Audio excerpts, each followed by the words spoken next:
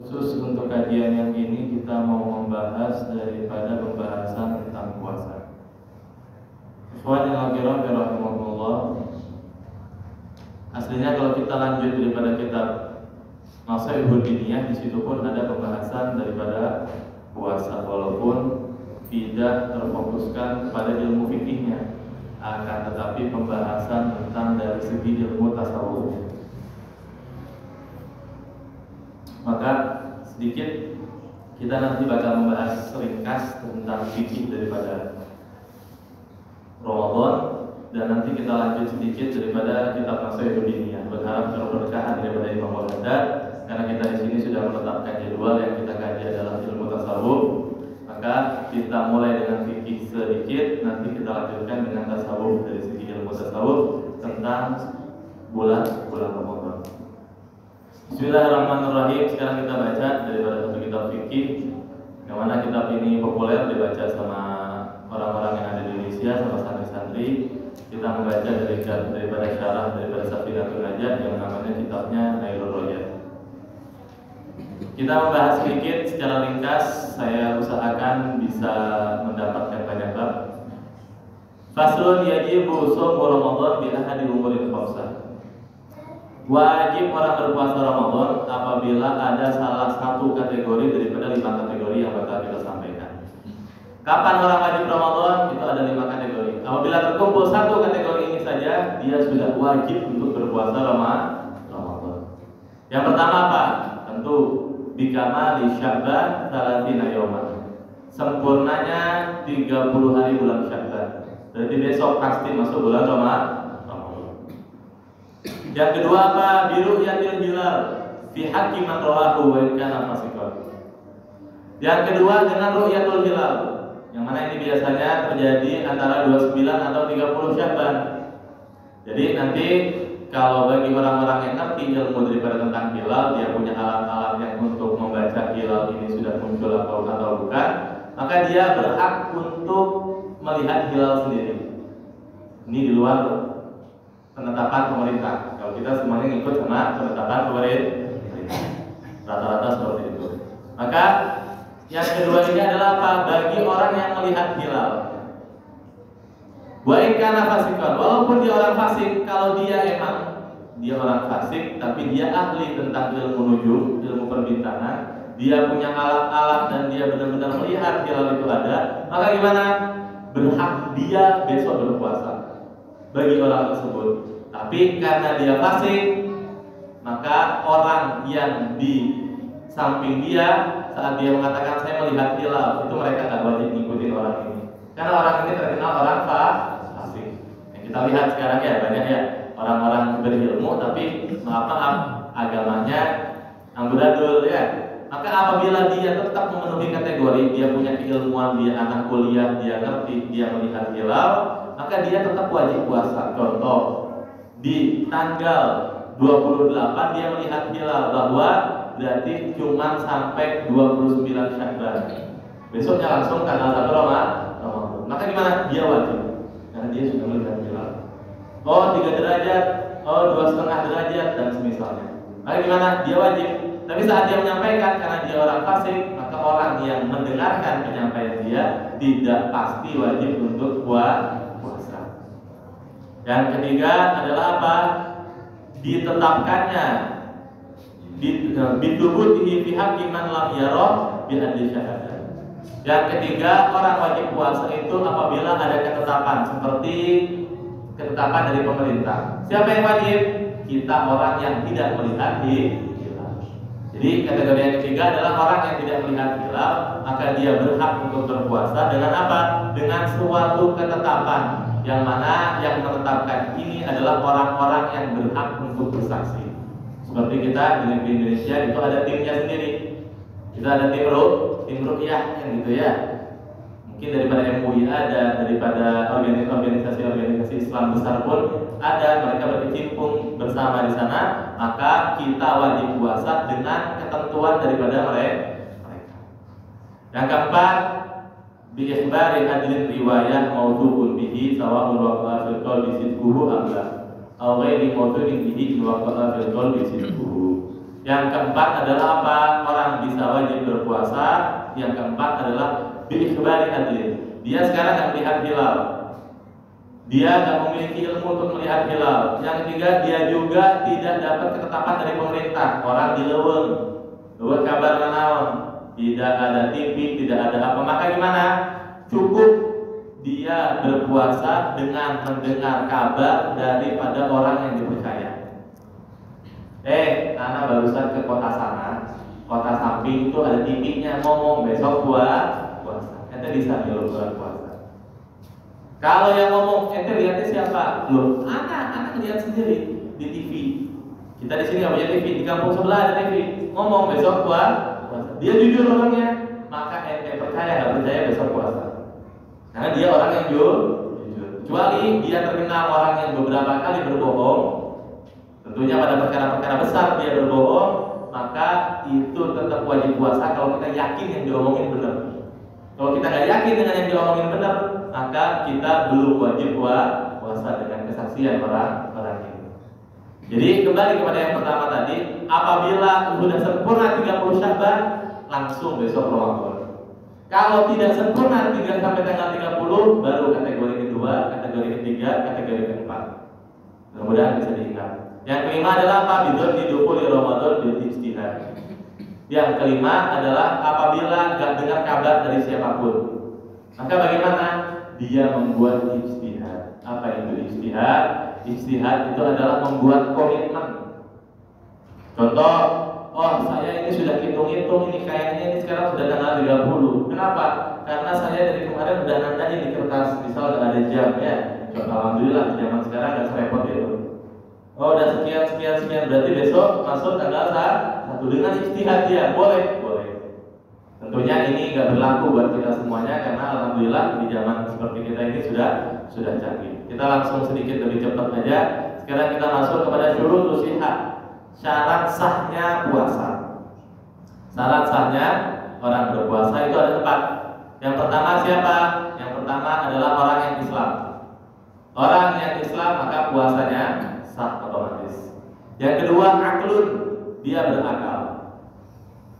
Maka nanti dibahas sama ulama bagaimana apabila ada orang yang sudah berpuasa, subhanallah, naudzubillah min dzalik, jatuh ke bentul, akhirnya gila. Apakah puasanya sah? Berarti dia sudah hilang akalnya. Maka saat ada waktu saja sedikit dia hilang akal, maka syarat sah sholatnya batal, syarat sah puasanya batal, maka otomatis puasanya tidak sah. Nanti beda lagi urusannya. Terus bagaimana puasa-puasanya dia nanti pas dia sembuh lagi, apakah wajib qadha? Itu dibahas nih sama ulama. Kalau orang tidak berpuasa karena sebab gila, itu nggak wajib qadha. Ya, karena dia tidak terkena perintah puasa. Ya. Jadi nanti ada khitabullah di dalam perkara-perkara ibadah itu tidak terkena kepada orang gila. Aqimus sholat, dirikanlah sholat. Orang gila, betul.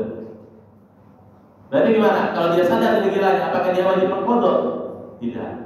Karena saat Allah ngomong aqimus sholat, dia dalam keadaan orang-orang yang tidak masuk kategori wajib sholat. Begitu juga bulan Ramadan. Beda nanti sama orang yang sakit. Beda nanti sama orang yang lupa. Dia kena hitungnya Allah, aqimus sholat tetap kena. Jadi karena puasa dia tetap kena. Cuma dia lupa. Maka nanti wajib qadha. Nanti ada perbedaan. Ada yang tidak wajib qadha, ada yang wajib qadha. Yang pertama Islam, yang kedua berakal. Yang ketiga apa? Wa naqamu min nahwi haidin. Orang yang wajib, yang sah puasanya itu orang yang kosong daripada haid. Ini untuk perempuan. Dia kosong daripada masa haid. Maka dia tidak sah apabila dia berpuasa. Kalau dia kosong, tidak terkena haid, maka sah puasanya. Wa ilmun bi qaulil waqti qabilan lis-shaum. Yang keempat adalah dia harus yakin bahwa waktu yang dia kerjakan ini adalah waktu yang sah untuk berpuasa. Karena ada waktu-waktu yang tidak sah orang berpuasa. Di mana? Di Idul Fitri hari pertama haram orang berpuasa. Nanti ada lagi di apa? Di Idul Adha dan Ayyamut Tasyrik haram orang berpuasa.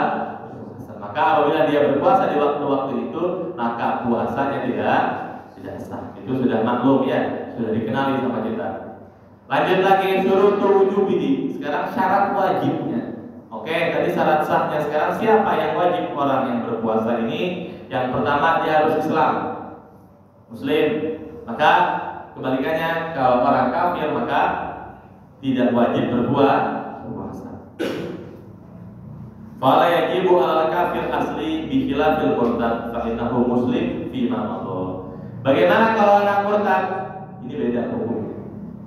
Kalau orang Islam wajib, orang kafir tidak wajib, orang murtad wajib puasa.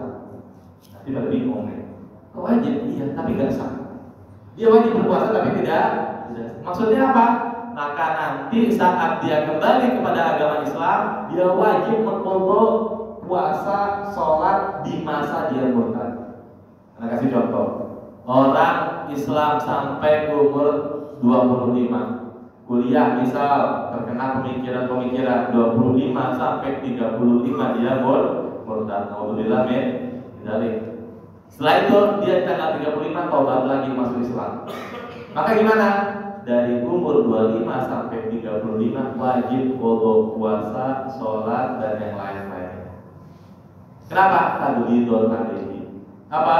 Emang dibikin berat. Agama bukan main-main. Kita lihat di zaman sekarang, ada orang pengen nikah, tapi pasangannya non muslim, minta dia non muslim dulu nikah. Akhirnya ada apa-apa masalah cerai masuk Islam lagi. Ini apa? Bukan main-main agama ini ya. Agama ini bukan main. Maka kalau ada orang yang seperti itu di masa dia murtad, dia wajib mengqadha. Kenapa kalau kafir asli nggak wajib? Ya karena untuk dia bikin mudah dia masuk Islam. Ada orang umur 40 datang ke Ustaz, karena mau masuk Islam. Terus gimana ibadah-ibadah saya dulu? Wajib qadha. Dari kapan? Dari balik sampai 40. Ya bubar nggak jadi masuk lagi ya. Oh ya udah, assalamualaikum terjadi. Nah, masuk Islam. Enggak bakal mau ya sudah mau sholat segitu banyak. Terus kenapa kalau murtad? Iya, kalau murtad seperti itu. Kenapa kayak begitu? Dalilnya di Al-Quran ada ya. Waktu ditanya masalah kagum di sakor, apa yang kalian rasakan tuh di neraka sakor? Jawaban mereka apa? Iya, ini semua karena lam naku minal musallin. Nah, aku ini bukan orang-orang yang sholat. Ya, maka gimana? Dia itu walaupun murtad dia tetap wajib sholat, walaupun sholatnya nggak sah. Ini bukti Islam ketat untuk perkara orang-orang yang murtad ya. Dan ini kalau disampaikan kepada masyarakat awam dan masyarakat awam tahu, maka insya Allah saat dia berpikir dengan pemikiran yang beda, insya Allah masih mikir mau murtad. Kalau kapan-kapan saya masuk Islam lagi, saya sudah mau ini semuanya ya. Dan itu dapat tanggungan wajib. Kalau dia waktu itu tidak ada waktu yang kosong untuk dia mengqadha dan dia qadha haram, maka wajib mengqadha, dicicil. Ya istirahat ya istirahat ya apa-apa, tapi nanti dicicil qadha. Kalau dia nanti itu masa nantinya kena haram terus. Ya bagi orang yang murtad. Lanjut lagi Islam.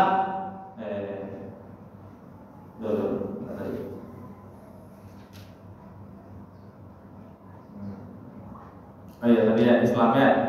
Buat taklif, siapa lagi yang wajib? Itu orang yang taklif. Siapa itu taklif? Taklif itu orang yang balik dan berakal.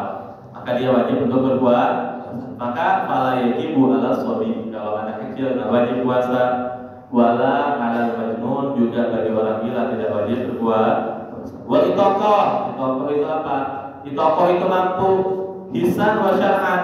Baik secara syariat dia dihitung dia orang yang mampu berpuasa, atau secara fisik dia orang yang mampu berbuat. Maka fala yajibu 'ala man la yutiqu hisan.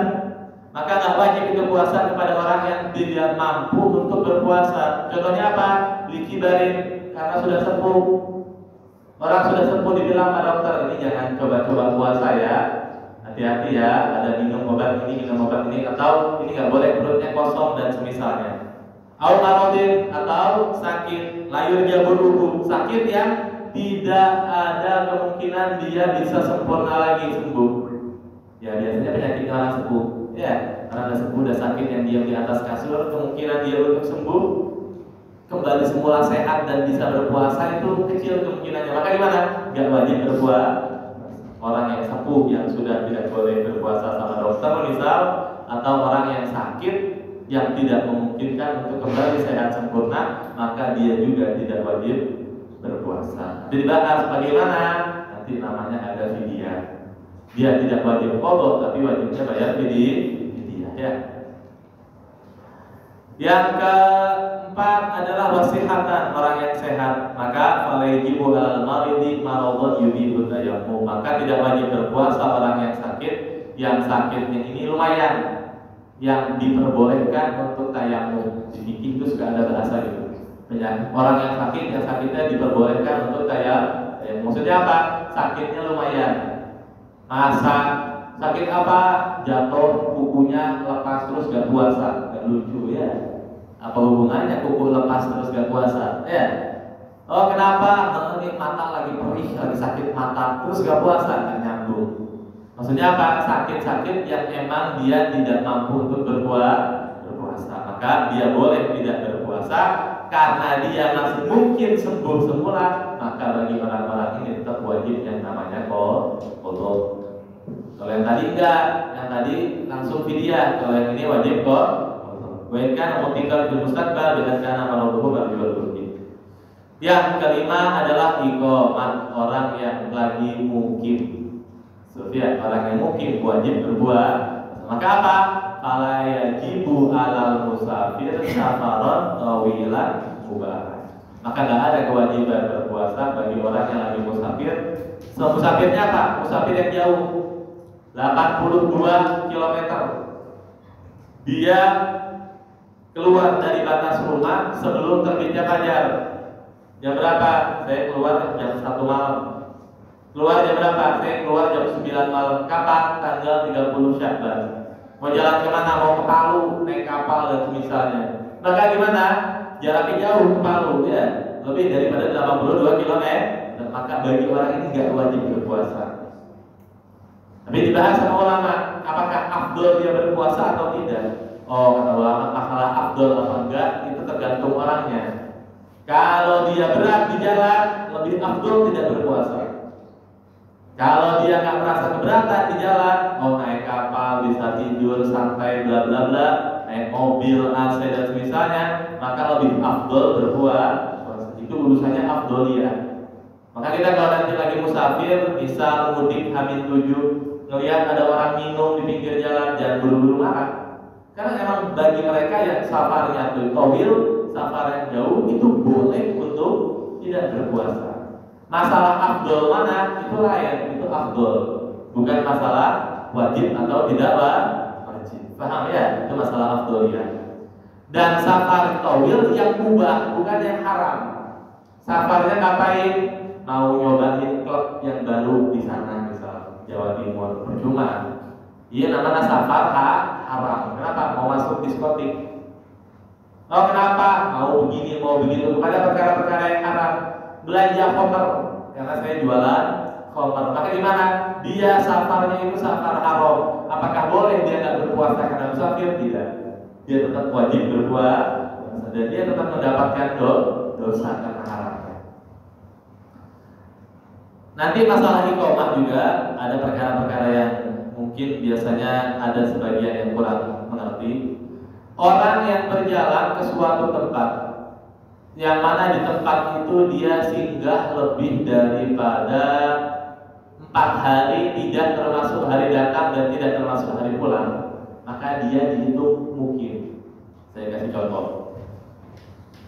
Farhan pergi dari Bogor ke Surabaya, safar, tawil, mubah. Musafir jauh lebih dari 82 kilo juga dia pergi mudik, mubah berarti boleh. Bukan perkara yang haram. Dia boleh nggak berpuasa? Boleh. Oke, di jalan Farhan nggak puasa. Tapi di Surabaya dia sudah menetapkan saya mudik di Surabaya 1 minggu. 1 minggu. Bahkan nanti kalau Farhan sampai di Surabaya malam hari, besoknya wajib puasa. Kenapa?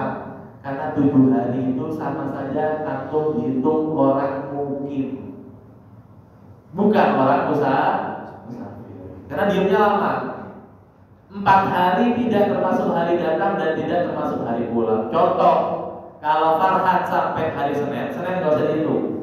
Selasa, Rabu, Kamis, Jumat, Sabtu pulang, jangan dihitung. Berarti dia sudah 4 hari tidak termasuk hari datang dan tidak termasuk hari pulang. Maka gimana? Dia sampai Surabaya, dia misalkan musafirnya dia nggak puasa nggak apa-apa, tapi sampai sana besoknya dia wajib berpuasa karena dia lama. Beda kasusnya kalau ada orang, saya mau ngurusin tanah kakek moyang saya di Jawa Timur, berapa hari? Oh, saya datang ke sana, urusan selesai, udah pulang. Nyampe hari Senin nggak dihitung. Selasa, Rabu, Kamis pulang, maka dia di hari-hari ini nggak berpuasa pun nggak apa-apa, karena dia masih dihitung orang usaha. Ini nanti ada hubungannya masalah sama kosor. Ini nanti ada hubungannya juga sama kosor. Orang yang boleh kosor itu orang yang musafir, bukan orang yang mukim. Maka contoh yang tadi itu termasuk. Ini bahas mudik-mudik ini sekalian ya, nggak apa-apa ya. Walaupun pembahasan sholat malah masukkan karena nanti bakal mungkin ada yang mudik. Misal berangkat hari Senin, dia dihitung orang musafir sampai itu hari Senin misal 12 jam atau 20 jam. Nanti dia sampai kota Surabaya, Selasa wajib nggak puasa? Bisa wajib, bisa enggak? Boleh kosor apa enggak? Boleh kosor, boleh enggak? Termasuk. Tergantung.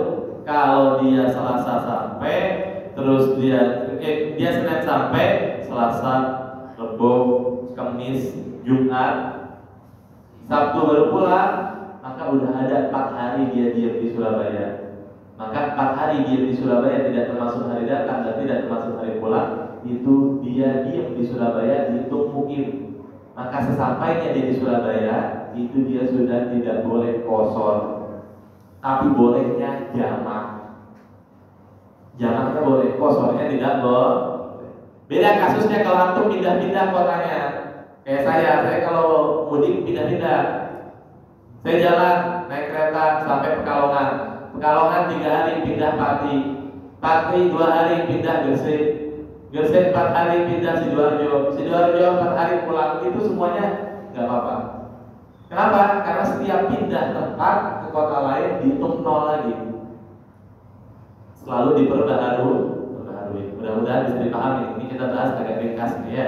Ini masalah kosor. Nanti kalau antum mau tanya bisa nanti di pembahasan tentang pertanyaan, nanti habis ini mungkin bisa kita bahas ya. Nanti ada sesi pertanyaan insya Allah. Tolong diingatin 10 menit sebelum selesai. Kembali ke pembahasan puasa. Jadi seperti itu. Nah sekarang rukun-rukunnya puasa. Puasa punya rukun, sholat punya rukun, semuanya punya rukun. Haji ada rukun, juga di dalam puasa ada rukun. Rukunnya puasa ada 3. Yang pertama apa? Niatul lailan li kulli yaumin fil fardhi. Niat di malam hari setiap harinya. Kalau puasanya puasa fardu Ramadan. Nanti beda perkara sama puasa sunnah. Kalau antum misal puasa sunnah, antum bangun jam 9. Nah saya mau, ini hari Senin ya dia. Saya mau puasa Senin Kamis. Udah ada niat tadi malam. Jam 9 udah langsung dilihat di jam 9 nggak apa-apa. Yang penting jangan sampai lewat waktu zuhur. Dan dia di waktu sebelum jam 9 dia tidak melakukan perkara yang membatalkan puasa.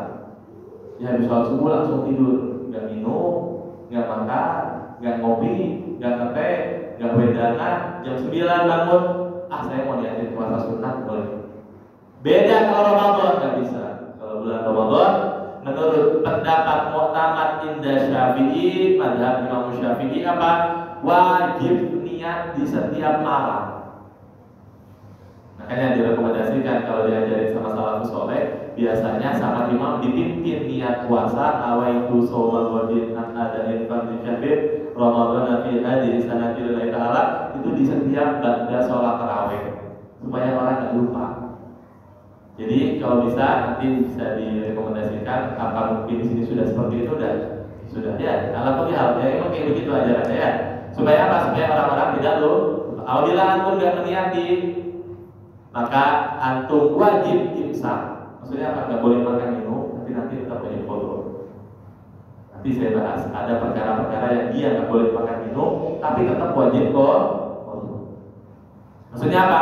Saya lupa niat jam 8. Saya dari mana nggak niat? Gimana ya? Boleh minum berarti kan saya nggak niat? Enggak. Tetap antum harus puasa sampai kapan nanti? Tapi nanti wajib kok. Wajib imsak. Itu namanya imsak. Imsak itu menahan dari makan dan minum dan perkara-perkara yang membatalkan puasa. Dia harus nahan, tapi dia tetap wajib qada. Nah, nanti kalau antum mau pelajari daripada mazhab Imam Malik, enggak. Mazhab Imam Malik itu cukup diniati di hari pertama sampai 30 hari. Ini mazhab lain. Kalau ujuk-ujuk bidahnya, jangan ujuk-ujuk bidah ya. Enak ini kan bukan enak-enakan, itu mah makan ya, makan pilih yang enak. Kalau mazhab ini enggak komitmen. Kita bermadzhab Syafi'i ya setiap malam. Tapi ada ajaran salafus saleh. Ajaran salafus saleh itu mereka taklid di dalam perkara kayak begini, mereka diniatin setiap hari tetap niat, tapi di hari pertama puasa diniatin 1 bulan. Ini bagus. Ini bagus. Buat apa? Supaya kita jadi kompleks di mazhab Imam Malik sama di mazhab Imam Syafi'i sama. Tapi tentunya tetap setiap malam wajib niat. Nanti ada perkara sunnah. Sunnahnya niat itu lebih afdol, lebih sunnah setelah selesai dari makan. Sahur selesai, sebelum azan, sebelum imsak atau pas imsak atau niatin. Itu sunnah. Maka bagaimana? Cara yang paling wajib antum buka puasa pertama, mumpung ingat diniatin. Buat puasa besok. Nanti pas sahur makan-makan selesai, minum, nungguin imsak, niat lagi, jadi dapat sunnah juga sudah aman ditambah sama niat pas badal maghrib. Jadi niatnya itu badal maghrib dimulai niat sampai sebelum azan subuh harus sudah niat itu bukan kaulan, nggak wajib berbentuk ucapan, tapi di hati. Ucapan itu sunnah. Nah, makanya kalau urusan ucapan itu sunnah, maka insya Allah banyak di antara kita jarang lupa niat. Minimal kita tahu besok puasa. Oh, besok puasa, saya nanti sahurnya mau bangun jam sekian. Itu udah niat termasuk. Karena dia lihat puasa besok itu udah cukup. Di dalam hati, bukan berbentuk ucapan. Makanya ini aslinya nggak sulit, bukan perkara yang sulit, ini perkara yang mudah. Dengan hati kita sudah yakin dan kita yakin besok puasa sudah cukup, dan termasuk daripada niat yang di dalam hati, yang mana itu perkara yang wajib.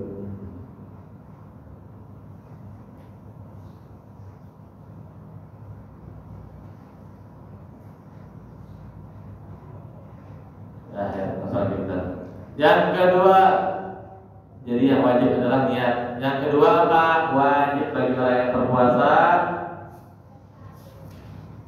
termasuk daripada rukun orang yang berpuasa adalah apa? Watar muftirin dzakirat muhtarat ghairu jahilin mahdurin. Meninggalkan daripada perkara-perkara yang membatalkan puasa. Tarku shaim jami'ul muftirat. Hendaknya meninggalkan itu orang yang berpuasa segala hal yang membatalkan. Kalau jima, berhubungan suami istri, jangan dulu. Gencatan senjata dulu kita ya. Kalau lagi puasa, digencat dulu gencatan senjata, nggak boleh. Yang kedua, wal istiqoah, dimuntahin. Wa isalul aini ila ma yusama jawfan min badanihi, masukkan perkara makanan atau minuman atau yang lainnya kemana? Kepada lubang yang ada di badan. Mana aja tuh? Kuping, 2, 3, 4, 5, 6, 7. Kalau mata enggak ada masalah.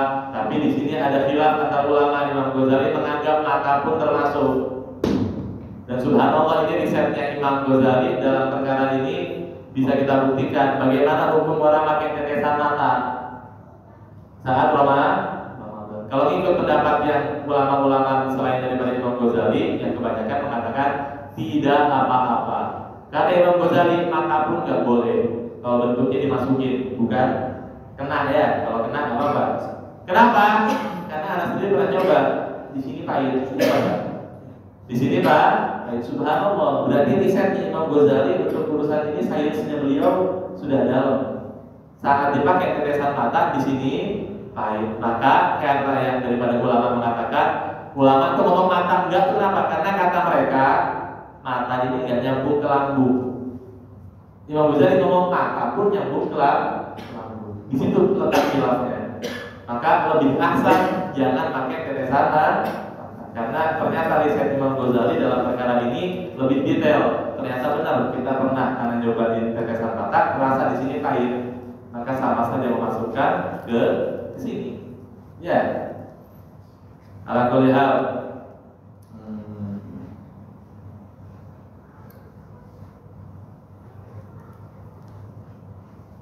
Hala kaunihi dzakiran lis-shaum, itu dalam keadaan dia ingat kalau dia lagi puasa. Nanti perbedaan kalau dia lupa, enggak apa-apa.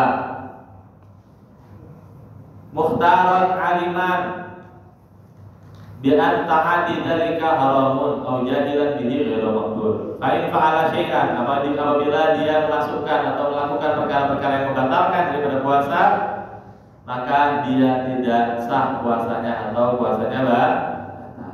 Tapi beda hukumnya kalau orang mengerjakan, memasukkan perkara sesuatu yang membatalkan puasa dalam keadaan lupa atau dalam keadaan kufur, dipaksa.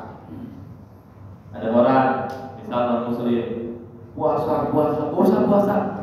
Misal bosnya ya, enggak saya puasa. Oh, buat tusuk lu, lanjutin puasa. Minum. Kalau kayak gitu, enggak tahu puasanya. Atau beres minum dia puas, lanjut lagi puasa, enggak tahu. Orang lupa, orang dipaksa, tidak ada. Atau orang yang nggak ngerti, karena apa? Karena dia baru masuk Islam, ini apa? Oh, saya kira puasa dia nggak boleh makan. Oh, jadi dia nih, misal, saya tahunya nggak boleh makan dan minum, tapi saya misal korek kuping. Paham ya? Korek kuping kalau nyampe ke bagian kuping ini masuk ke bagian dalam. Bagian dalam itu apa? Kalau kiranya orang nengok nggak kelihatan dalamnya, itu berarti sudah masuk dah. Kalau udah masuk ke rongga yang tidak terlihat oleh mata saat berhadapan, saat dilihat di kuping, itu berarti masuk rongga dalam, berarti puasanya batal. Nah dia nggak ngerti, dia saya baru masuk Islam, saya nggak ngerti, saya korek kuping, nggak apa-apa, nggak batal. Karena dia orang yang tidak benar-benar mengerti tentang Islam ya. Atau orang yang jauh daripada ulama, ba'id minal ulama. Terus bagaimana kalau orang sini terkokorek ya? Batal. Kalau dia bukan orang baru masuk Islam ya. Kenapa? Karena ulama dekat di sini banyak, kiai-kiai yang ngerti kayak gini banyak. Kenapa nggak ngaji? Paham ya? Jadi jangan gampangin. Kan saya nggak tahu. Nah, ada istilah kayak gitu kan ya. Boleh nggak tahu kedua apa? Baru masuk Islam, boleh ngomong nggak tahu. Atau dia jauh dari ulama. Dia nggak ada akses untuk mempelajari ilmu, kita wajar. Wah saya kan nggak tahu, nggak pernah ke masjid sih. Coba ikut kajian, tapi bagaimana? Batal. Kenapa? Kalau beli ilmi, mari tuntut ala beli cari ilmu wajib. Bukan ini kan perkara wajib, puasa perkara wajib. Maka nyari ilmunya juga hukumnya.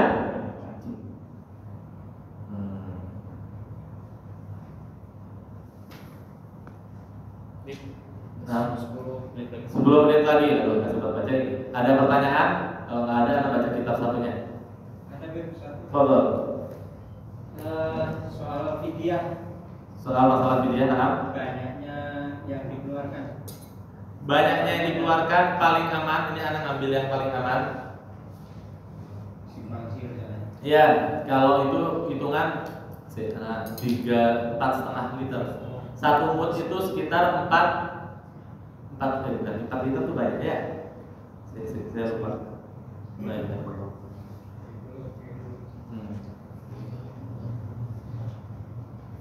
Kalau di kitab ini ukurannya soalnya bukan liter sama kilo ya. Iya, ukurannya mut. Antum kalau ada perbedaan ulama tentang yang seperti ini, antum ambil yang paling banyak. Kalau pendapat yang banyak orang katakan itu sekitar 1,5 kilo kalau hitungannya kilo. 1,5. Kalau antum mau lebih aman hitung 2. Kalau kemarin ada kajian ada yang ngomong 2,5 aman. Udah lebih itu. Itu sekalian Itu per hari. itu kan bahan pokoknya itu anunya beras itu ya istilahnya. Itu sekalian lauk-lauknya Enggak, yang diwajibkan itu cuma beras atau makanan pokok ya. Ini makanan pokok. Kalau misal kita tinggal di satu daerah yang bukan beras, gandum, itu maka gandum nanti yang dikeluarkan. Kalau lauknya enggak, yang penting yang wajib cuma berasnya saja. Ada pertanyaan lagi? Betul? Berarti di vaksin itu nggak batal ya? Karena Ayo, ini ada pembahasan. Ini ada ulama yang membahas bagaimana apabila memasukkan bukan ke anggota itu. Ada dua pendapat ulama tentang apabila dimasukkannya ke dan saluran darah sama ke otot, beda. Tentang ke saluran darah, pendapat ulama utama mengatakan batal. Memasukkan seperti vaksin, suntik, obat dan yang lain-lain, itu pendapat ulama mengatakan batal. Yang otot lebih banyak pendapat ulama yang mengatakan tidak batal. Contoh, orang disuntiknya karena saraf kejepit itu otot. Itu otot, bukan daripada urat-urat yang mengalirkan darah itu ya, apa nadi, bukan nadi. Semisal itulah, untuk bisa tanya nanti. Kayak urat di sini nih, biasa orang disuntik di sini nih, itu termasuk bukan yang otot itu saluran darah. Itu pendapat ulama lebih muktamad yang mengatakan batal. Pendapat ulama yang lebih muktamad mengatakan yang tidak batal itu saat disuntikkan ke otot. Suntik ke otot itu pendapat muktamad ulama mengatakan tidak batal. Jadi bisa dibedakan tentang itu. Beda lagi halnya dengan infus. Kalau infus batal. Infus otomatis batal karena jelas dia nggak lapar, kenyang. Kalau infus disuruh jelas membatalkan puasa. Ada yang mau ditanyakan lagi? berarti vaksin batal dia? Vaksin itu termasuk yang batal karena dia masuk ya ke anggota tubuh dalam, bukan otot. Kalau otot itu sifatnya di luar, jadi tidak masalah. Ada yang mau kalau misal tentang kayak begini nanti ada perbedaan ulama itu kita bisa tinjau nanti ya. Kenapa mereka mengatakan ini karena risetnya dia apa? Karena perkara-perkara kayak gini jangan heran kalau ada perbedaan pendapat ulama. Seperti waktu itu kok nggak salah ulama ngomong nggak batal ya vaksin itu ya. Ulama mengatakan tidak batal. Tapi kita membaca di kitab-kitab daripada ulama-ulama mu'asirin yang ada di Yaman, yang ada di Saudi itu sebagian lebih banyak yang mengatakan batal dibanding yang mengatakan tidak batal. Mungkin kayak waktu itu anak kalau nggak salah pernah baca masalah vaksin ini karena perkara yang maslahat sangat penting sehingga pemerintah menetapkan dengan MUI dan yang selainnya itu mereka mengatakan tidak batal karena maslahatnya yang sangat besar untuk keamanan masyarakat. Alhamdulillah hal itu bentuknya ijtihad. Itu bentuknya ijtihad, tidak ada masalah. Tapi nanti kalau selain daripada itu mungkin dihitung batal ya. Betul. Kalau Istinsyaq nanti dibahas itu ya. Ada perkara apabila menjalankan perkara-perkara yang sunnah. Nanti di dalam wudu itu ada perkara-perkara yang sunnah termasuk apa? Madmadah, umur-umur, wal istinsyaq. Itu bagaimana rincian hukumnya? Madmadah itu hukumnya sunnah. Kalau orang nggak berpuasa, madmadah yang lebih sunnah itu yang sampai gini. Gitu ya, itu lebih sunnah lagi.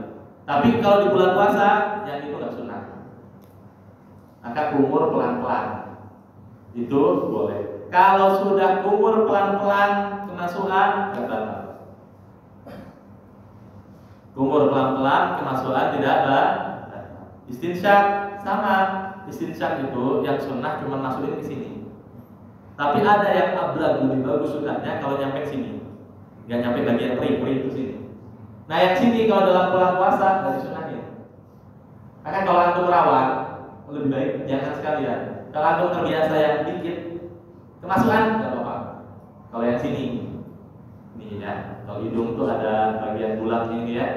Kalau sini, nah itu nggak apa-apa, tetap sunnah dalam bulan Ramadan. Tapi kalau antum rawan kelebihan jangan. Kalau antum yang ke sini itu udah nggak sunnah. Kenapa? Lebih kemungkinan masuknya lebih banyak. Kalau udah nyampe sini kemasukan, batal puasanya. Kalau antum sampai sini nggak sengaja, tadi gini pelan-pelan, cengkir, batal. Kayak gitu tidak batal. Sama seperti kumur-kumur tuh rongga mulut cukup. Yang gini sunnah. Tapi kalau yang gini dalam puasa jadi nggak sunnah. Kalau antum kerjain masuk batal. Kalau yang sini antum kerjain tetap masukan tidak batal. Ada lagi? Fadhal, bangga Pak. Kalau bulan puasa kalau kita mancing lagi mancing.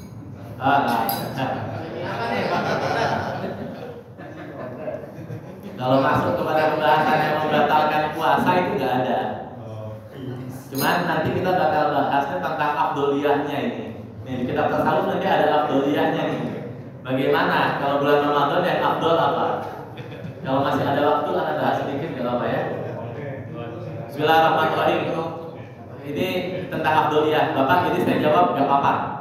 Untuk batal apa enggaknya nggak masalah. Tapi tentang afdoliyahnya kita bahas sekarang. Lebih afdol apain kalau bulan Ramadan? Di sini dibahas sama Imam Haddad, wa'lamu ma'asyiral ikhwan, beliau mengatakan bahwa ada, jadi di sini beliau mengatakan bahwa bulan Ramadan adalah bulan yang mulia. Allah menjadikan beliau atau bulan Ramadan ini memiliki kedudukan yang tinggi di sisi Allah dan di sisi Rasul. Sehingga di situ Allah fardukan yang namanya puasa. Dari Al-Qur'annya ya ayyuhalladzina amanu kutiba alaikumusiyam kama kutiba alal ladzina min qablikum la'allakum tattaqun. Ya. Ini dipanggil ya ayyuhalladzina amanu, seluruh orang yang beriman, berakal, taklif yang tadi sudah bahas, maka dia wajib puasa. Dan la'allakum tattaqun, agar kalian bertakwa. Berarti orang yang enggak puasa tidak bertakwa. Dan juga nanti di sini beliau bahas bahwa bulan Ramadan itu bulan yang di dalamnya ada malam yang lebih baik daripada 1000 bulan. Ya, 1000 bulan ya. Yang mana itu kalau dihitung 83 tahun lebih. Kayak nanti kelak banyak daripada umat Nabi Muhammad yang umurnya nggak nyampe 60, tapi ibadahnya ngalahin umat-umat sebelumnya yang umurnya sampai ratusan tahun karena ini. Bayangkan kalau dia hidup dan mendapatkan 10 kali umurnya ibarat 830 tahun beribadah. Kalau 83 tahun dapat 10 kali berarti 830. Itu baru malam ininya aja ya, Lailatul Qadar, belum ibadah-ibadah yang lain. Mungkin ada di Saban, awal Rajab dan yang lain-lain ada keutamaannya. Nah, di sini lanjut lagi tentang langsung aja ya. Adabnya orang puasa beliau membahas. Wali shaim adabun. Bagi orang yang puasa ada adab. Layak mulu siyamahu illa biha. Enggak menjadi sempurna pahala puasanya kecuali dia menjalankan adab-adabnya. Yang pertama adalah apa? Menjaga lisan dari bohong dan ghibah. Ya, ini ada hadis Nabi yang mengatakan ya, as-shaumu junnatun illam yuhdikuha. Puasa itu tameng kalau nggak dirusak.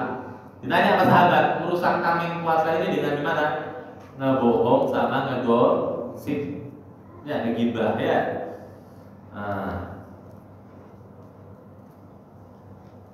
Juga apa? Menjaga pandangan, menjaga kuping daripada mendengar-dengar atau melihat-melihat kepada perkara-perkara yang tidak halal. Ini adabnya nih. Ya, jadi kalau lagi bulan puasa gimana? Habis naik motor di depan ada perempuan auratnya terbuka, jadi jaga matanya. Berusaha untuk tidak dilihat, tabrakan kalau nggak dilihat, ya jangan dipantengin mantum. Antum jalan fokusnya ke jalan ya, jangan dipantengin maaf. Tahu nih gimana kulitnya ya, udah sama ini nggak masuk daripada mendapatkan adab-adab puasa. Pahalanya lengit, pahala puasanya hilang ya, berkurang, nggak sempurna. Maka dari kayak fadubat nahu, menjaga perut daripada apa? Memakan yang haram atau yang syubhat. Syubhat itu perkara yang tidak haram tapi nggak diketahui ini haram apa halal. Itu namanya perkara yang syubhat. Maka dari kayak fadul shaim jami mujawarihahu minal mulabasatil atam, menjaga anggota badan daripada kecemplung kepada perkara-perkara yang di dalamnya ada dosa. Kalau dia menjaga itu maka dia mendapatkan kesempurnaan puasa ya. Karena kenapa? Nabi Muhammad sudah bahas kam min shaimin laisa lahu min siyamihi ilal ju' wal atas. Banyak orang yang berpuasa yang dia dapetin cuma lapar sama haus, tapi nggak mendapatkan daripada keutamaan isi daripada Ramadan karena dia nggak menjalankan adab-adab daripada puasa Ramadan. Wa tarkul ma'asi, wajib meninggalkan maksiat. Ala dawam, baik itu dia lagi puasa atau lagi buka pas malam, itu hukumnya wajib meninggalkan daripada perkara-perkara maksiat. Dan termasuk daripada ada puasa an la yuftirun naum, ulah loba teuing molor, bikin dalil tidurnya adalah ibadah. Maksudnya tidur ibadah, apalagi ibadahnya? Bukan disuruh tidur ya, bukan disuruh tidur, dibikin dalil orang sini mah ya.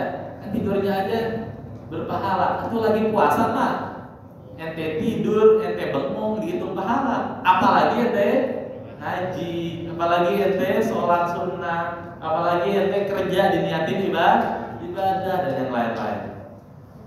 Walain firul akla, loba teuing makan, jangan, itu termasuk tidak adab ya.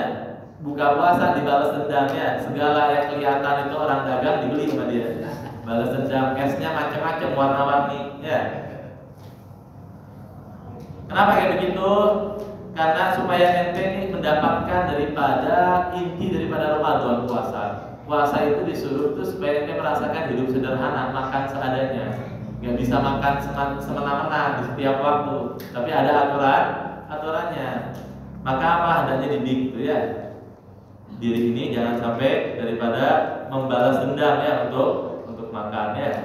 Ini anak loncat-loncat nih.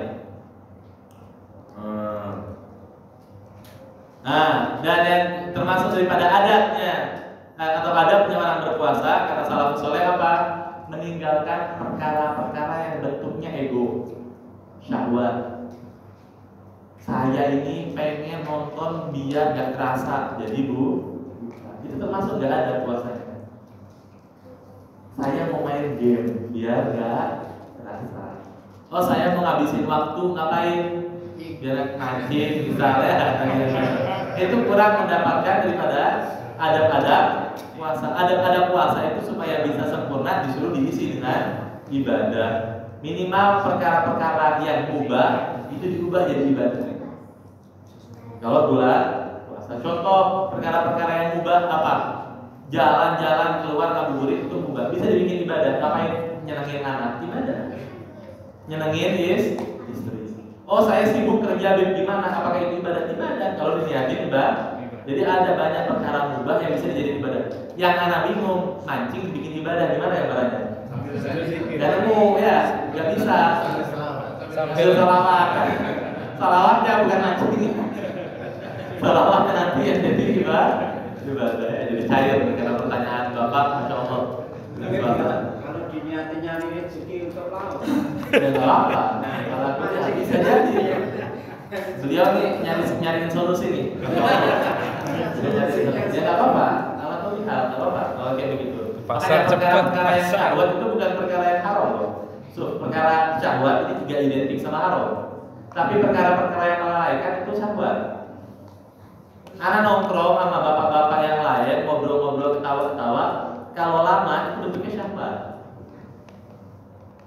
Main kartu itu syahwat. Main catur habis waktu buat main catur itu syahwat. Tidur-tiduran bengong, ngeleset-ngeleset depan TV nontonin kuis, syahwat. Jadi syahwat itu perkara-perkara yang dia tidak diisi dengan ibadah, terus melalaikan. Pokoknya perkara-perkara yang melalaikan. Buang waktu ya, itu termasuk daripada perkara-perkara yang syahwat. Jadi termasuk daripada adab adalah tidak membiasakan perkara-perkara yang bentuknya syahwat. Allah a'lam bishawab. Ini pada cepat ini, waktunya singkat. Tapi alhamdulillah penutupan ini paling ramai. Assalamualaikum warahmatullahi wabarakatuh. Waalaikumsalam.